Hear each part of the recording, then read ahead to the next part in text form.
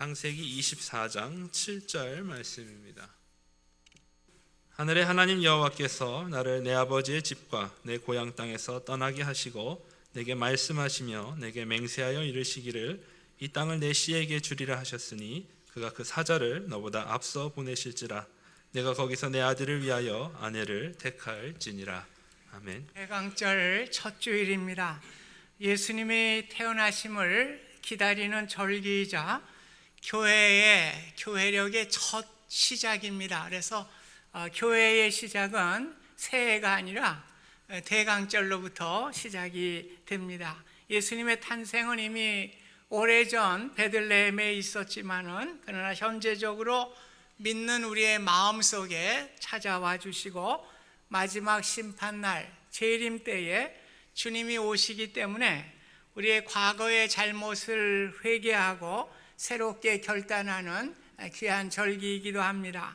우리의 마음에 큰 기쁨과 빛으로 오신 주님을 생각하면서 스스로 어둠을 밝히는 빛으로 살아갈 것을 다짐하는 절기이기도 합니다. 세상은 점점 어두워가고 있습니다. 곳곳에 테러와 분쟁과 위험이 도사리고 있습니다. 세상은 이러한 것들을 치유하기 위해서 대안을 내놓고 있지만은 모두가 다 허위일 뿐입니다.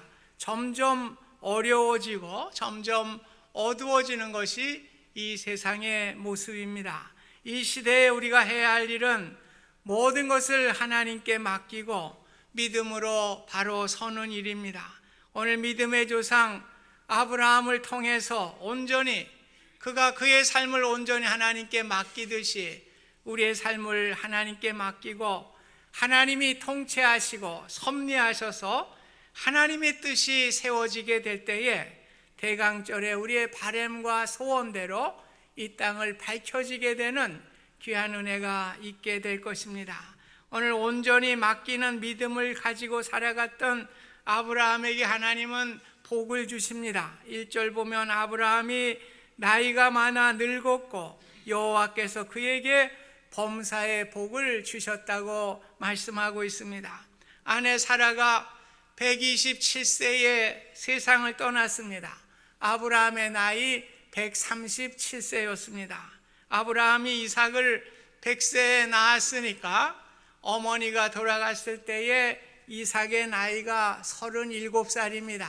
아마도 성경에는 나와 있지 않지만은 사라가 세상을 떠나고 한 3년쯤 지난, 그래서 이삭이 40세 정도 되었을 때에 일어난 일이 아닌가 이렇게 생각을 합니다. 아브라함은 자신이 죽기 전에 나이가 많아진 이삭을 위해서 아내를 얻어주는 일이 시급했습니다. 그래서 자기 집의 모든 소유를 맡았던 충직한 늙은 종을 부릅니다. 이 늙었다는 말은 지혜가 있다고 하는 말이에요. 이 지혜 있고 충직한 종을 불러서 오늘 이삭의 결혼의 문제를 맡기게 됩니다. 종으로 하여금 자신의 허벅지에 밑에 손을 놓게 하였다고 그랬습니다. 이 말은 그 종의 손을 자신의 생식기에 손을 닿게 하였다는 말입니다. 이 생식기를 통해서 생명력을 가질 수 있는 것과 마찬가지로 생명력을 지니는 엄숙한 맹세를 말해주고 있습니다. 그래서 꼭 지켜야 할 맹세를 그 종에게 자신의 그 허벅지 밑에 손을 놓게 해서 맹세를 하게 됩니다. 오늘 맹세의 내용이 3절 4절에 나오고 있습니다. 너는 내가 거주하는 이 지방 가나안 족속의 딸 중에서 내 아들을 위하여 아내를 택하지 말고 내 고향 내 족속에게로 가서 내 아들 이삭을 위하여 아내를 택하라. 오늘 가나안에서 아내를 택하지 말라고 하는 것입니다. 아브라함은 가나안에 살면서 이들의 삶을 지켜보았습니다. 하나님을 경외하지 않고 우상을 섬기는 사람들입니다. 성적으로도 타락하고 도덕적으로도 부패했던 사람들입니다. 아브라함은 철저히 영적인 면을 보았어요. 오늘 아내를 택해 주는데 영적인 면을 보았습니다. 그래서 고향에 가서 배우자를 택해서 오라고 그렇게 이야기를 했습니다. 오늘 자녀의 배우자를 선택하는 일에 있어서 우리는 늘 일상적으로 그런 얘기를 하죠. 목사님, 믿음만 있으면 돼요. 그런데 막상 배우자를 고를 때 보면은 믿음이 제일 바닥으로 내려갑니다. 외모를 보고 집안을 보고 지위를 다 보고 믿음은 제일 꼬레비예요. 그리고 선택하고 나서 한다는 말이 다 배우자가 다 좋은데 예수를 안 믿는 것이 좀 흠이에요. 이렇게 이야기를 합니다. 오늘 배우자를 교회로 인도하면 되지요, 목사님. 그러면 전도도 되고 일석이조도 되지 않겠어요? 그렇게 이야기들을 합니다. 그런데 막상 결혼을 시켜놓고 보니 영적으로 잘 믿지 않던 자녀가 이제 집안에 오게 될 때에 교회도 잘 못 나오게 되고 그 자식의 신앙도 점점 떨어지게 되는 경우가 너무나 많이 있는 것을 우리가 보게 됩니다. 아브라함은 철저하게 자녀의 배우자는 하나님이 택하신 족속 중에서 골라야 한다고 하는 분명한 말을 했습니다. 일반적으로 인간적인 기준에서 선택하는 것이 아니라 철저히 하나님께 맡기는 믿음을 우리가 볼 수가 있습니다. 다시금 아브라함의 종이 묻습니다. 그렇다면 주인님, 만약에 그 처녀가 자기 고향으로 떠나지 않겠다고 하면 어떻게 하겠습니까? 그러면 당신의 자식 이삭을 그 여자의 고향으로 불러들여야 합니까? 그렇게 이야기를 합니다. 그러자 아브라함은 그에게 이르되 내 아들을 그리로 데리고 돌아가지 아니하도록 하라. 분명하게 얘기를 해요. 오늘 그 여자가 있는 고향으로 데려가서는 안 된다. 오늘 이곳으로 그 여자를 꼭 데려와야 된다. 그 이유를 7절에 말하고 있습니다. 하늘의 하나님 아버지께서 나를 내 아버지의 집과 고향 땅에서 떠나게 하시고 내게 말씀하시며 내게 맹세하여 이르시기를 이 땅을 내 씨에게 주리라. 오늘 하나님이 언약의 땅에 자신을 보냈다고 하는 것입니다. 또 언약의 땅 이곳에 보내셔서 내 씨로 말미암아 큰 민족을 이루게 하시겠다고 약속을 하셨습니다. 그래서 자기의 아들 이삭이 이 가나안 땅을 떠나는 것은 있을 수 없는 일이라고 딱 잘라서 이야기를 했습니다. 약속의 땅과 이곳에서 큰 민족을 이루게 하시겠다는 하나님의 언약의 말씀에 절대적으로 맡기는 신앙을 우리는 볼 수가 있습니다. 그러므로 이 땅으로 오려고 하지 않는 여자가 있다면 그 여자는 필요 없다는 것입니다. 아무리 신부감이 인물이 출중하고 외적인 모든 것을 갖추었다고 하여도 언약의 땅에서 이삭과 함께 자손을 갖는 신부가 되어야 한다는 철저히 하나님께 맡기는 믿음을 우리가 볼 수가 있습니다.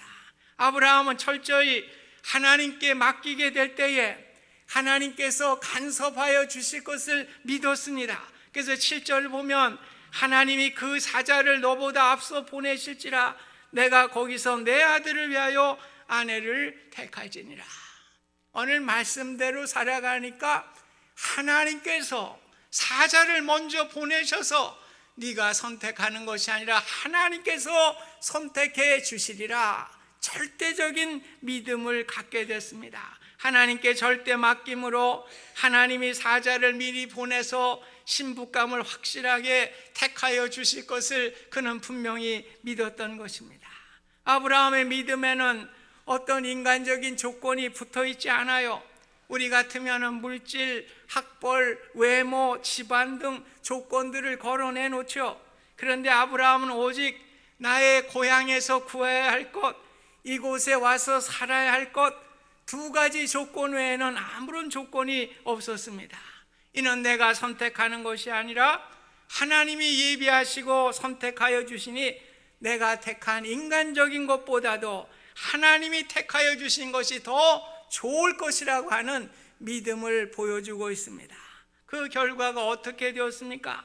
이삭은 리브가라고 하는 훌륭한 며느리를 얻게 됩니다. 아브라함이 생각했던 것보다 더 좋은 것으로 하나님이 채워주시는 것을 그는 알게 됩니다.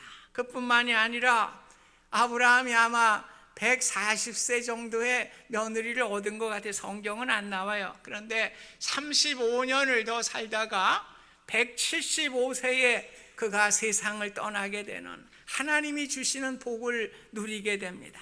우리가 살아가면서 나의 생각과 나의 판단으로 이루게 되면 잘 될 것 같지만은 오히려 하나님께 온전히 맡기는 믿음으로 나아가게 될 때에 하나님은 합력하여 선을 이루시는 하나님이심을 믿으시기를 바랍니다. 그래서 하나님께서 택하여 주시는 것이 우리가 택하는 것보다 더 좋은 것이에요. 하나님께 맡기는 믿음을 이해하기 위해서는 이삭의 신부감을 구하는 전 과정이 24장 전체에 다 나와 있어요. 오늘 다 읽을 수가 없어서 다 읽지 못했습니다. 오늘 아브라함은 늙은 종에게 낙타 10피를 줍니다. 그리고 주인의 모든 좋은 것을 가지고 메소포타미아의 나홀성에 이르게 됩니다. 저녁 무렵에 여인들이 물을 길러 나와요. 그 당시 풍습은 남자들은 성문에서 모여요. 그리고 여자들은 성 밖에 운물에서 이제 물을 길러 나오는 것이 그 당시의 풍습입니다. 그래서 신부감을 구하기 위해서 이제 우물가에서 이제 신부들을 기다리고 있어요. 오늘 순조롭게 그러면서 하나님께 또 기도를 해요. 이 아브라함의 종도 얼마나 그 철저한 믿음을 가지고 있는 종인지 모릅니다. 오늘 순조롭게 신부감을 만나게 하사 내 주인 아브라함에게 은혜를 베풀어 주옵소서. 그러면서 내가 한 소녀에게 나에게 물을 달라고 할 때에 나에게 물을 줄 뿐만 아니라 낙타에게도 물을 주는 그 사람이 하나님이 정하신 신부감으로 제가 알겠습니다. 이렇게 기도를 해요. 기도가 마치기 전에 리브가가 물동이를 메고 나오게 됩니다. 그 리브가를 표현하죠. 그 소녀는 보기에 심히 아리따고 지금까지 남자가 가까이 하지 아니한 처녀더라. 이 성경이 말씀합니다.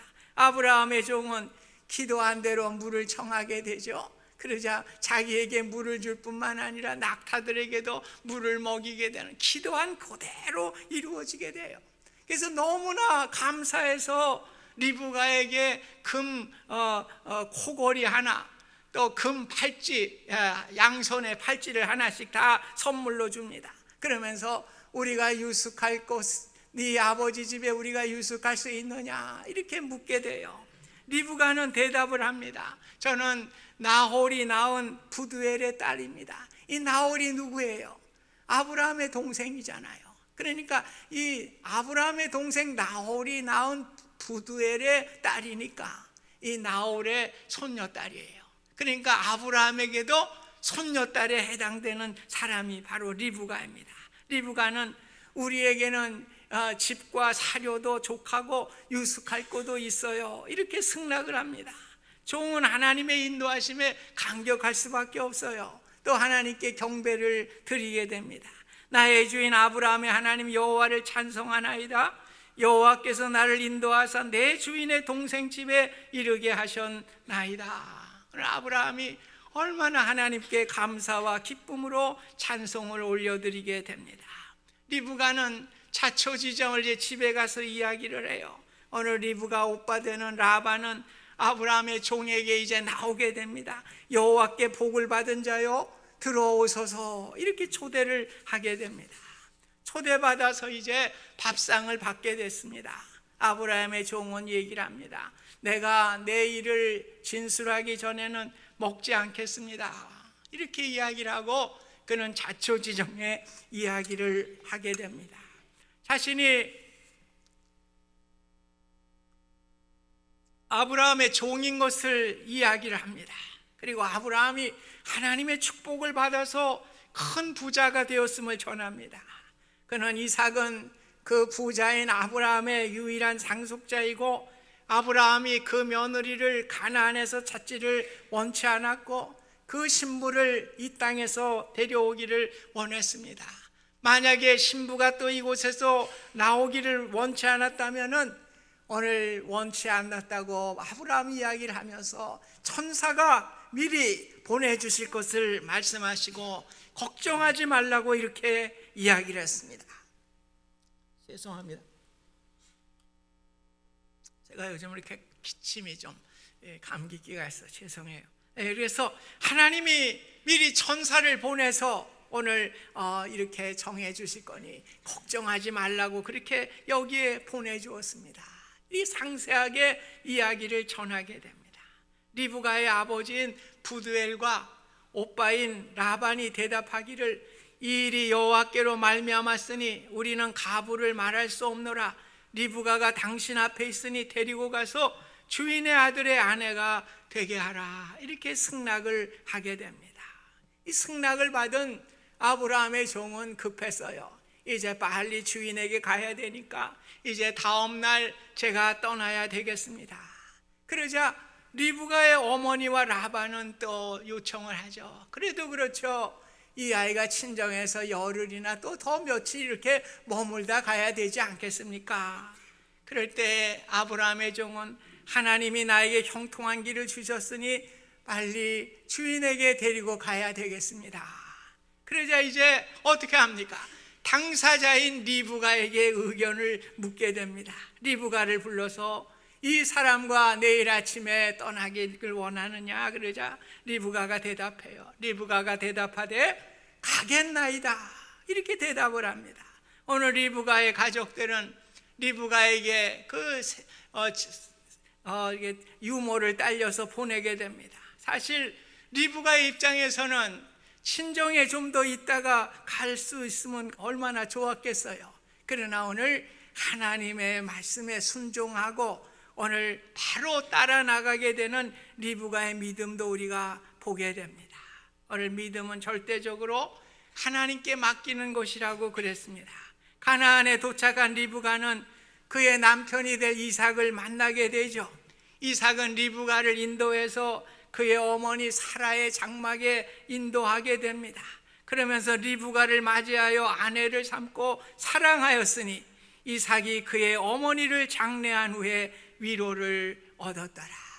오늘 리브가를 사랑할 뿐만 아니라 리브가를 통해서 어머니의 상처를 입은 그 슬픔을 위로함을 받게 되었다. 성경은 이렇게 기록하고 있는 것입니다. 현실적으로 불가능하게 보였던 일이었지만 오늘 하나님께 전적으로 맡기는 믿음을 통해서 하나님의 놀라운 섭리와 인도를 우리가 보게 되는 것입니다. 아브라함은 자신을 가나안 땅으로 부르신 하나님의 약속에 철저히 순종했어요. 오늘 우리도 이런 믿음을 갖기를 소원합니다. 우리도 세상으로부터 우리를 불러주셨어요. 오늘 하나님께서 책임져 주시겠다고 하는 이런 믿음이 있었던 것입니다. 오늘 하나님이 우리를 불러주셨기 때문에 우리는 믿음으로 살게 될 때 하나님께서 책임져 주시는 것입니다. 이것이 아브라함의 전적인 믿음인 것입니다. 아브라함은 자신의 씨로 말미암아 복을 얻을 것이라고 하는 하나님의 약속에 철저히 응답했습니다. 그렇기 때문에 하나님의 약속이니까 이 땅에서 한치도 벗어날 수 없고 신부감을 하나님의 사자가 준비해 놓고 그 하나님의 사자가 그 신부감을 인도해 주시리라. 오늘 철저히 하나님을 믿었어요.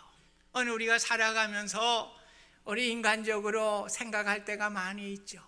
오늘 아브라함과 같이 하나님께서 나를 불러주셨으니 어떠한 상황 속에서도 하나님께서 책임져 주시리라.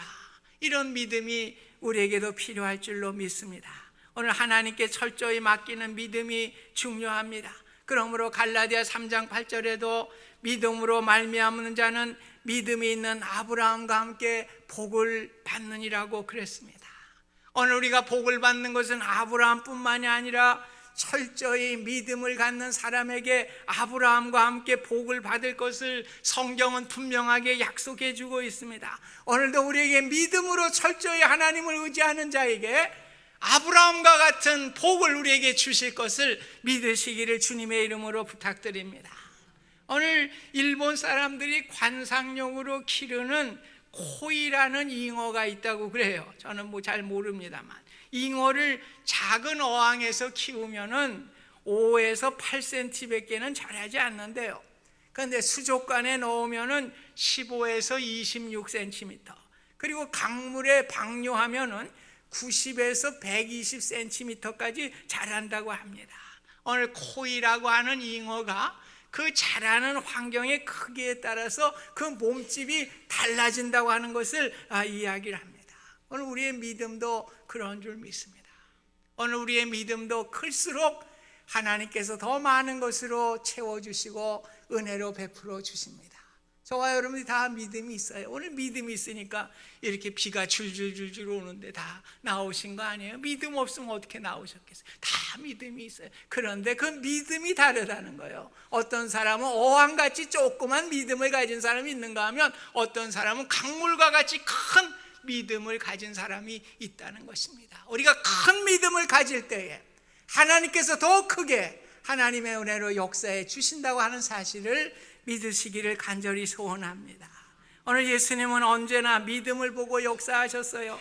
내 믿음대로 될지니라.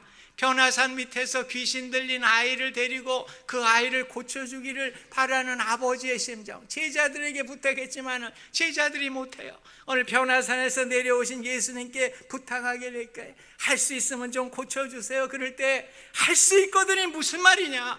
믿는 자에게 능치 못할 것이 없느니라. 마가복음 9장 23절에 말씀해 주셨습니다. 오직 믿음으로 우리가 하나님의 은혜를 받게 되는 것을 예수님께서 말씀해 주셨습니다. 오직 의인은 믿음으로 말미암아 사는 것입니다. 눈에 보이는 것을 따라 살지 마시기를 바랍니다. 눈에 보이지 않고 귀에 들리지 않고 외형적으로 보이지 않는다고 하여도 믿음으로 살아가시기를 간절히 부탁합니다. 아브라함은 하나님의 약속을 끝까지 믿었습니다. 철저히 하나님께 맡기는 믿음으로 나아가게 될 때에 하나님은 예비하시고 아브라함의 생각보다 더 좋은 것으로 하나님께서 인도해 주신 것을 우리가 보게 되는 것입니다. 성도 여러분, 앞, 뒤, 왼쪽, 오른쪽 사방이 꽉꽉 막혀 숨쉬기조차 어려울지라도 날로 세상이 어두워만 가고 한치 앞길조차 보지 못할지라도 하나님께 온전히 맡기는 믿음의 사람이 되실 수 있기를 간절히 바랍니다. 남들이 다 몰라줘도 괜찮아요. 우리가 믿음으로 살 때 어떤 때는 세상 사람이 비웃을 때도 있어요. 하나님은 그러나 나를 알아주십니다. 우리가 사는 세상이 어둡고 험악하다고 할지라도 우리 주님이 인정해 주실 때에 우리는 능력으로 살아갈 줄로 믿습니다. 아브라함이 갈대아 우르를 떠나 가나안 땅에 들어갈 때 아무도 그를 아는 사람이 없었습니다. 그에게는 오직 하나님의 약속을 믿는 믿음뿐이었습니다. 그러나 하나님이 동행해 주심을 통해서 늘 형통한 은혜를 아브라함에게 베풀어 주셨습니다.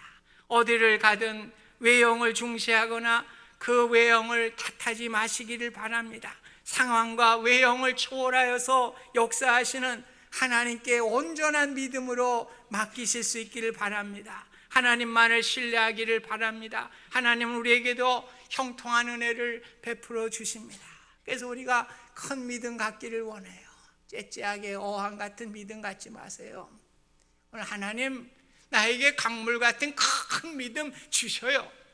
오늘 하나님께 온전히 맡기게 될 때에 하나님께서 우리에게 믿음대로 역사해 주실 줄 믿습니다. 이 같은 믿음으로 우리가 대강절을 보내면서 성탄절을 기다리는 귀한 절기가 될 수 있기를 주님의 이름으로 부탁드립니다.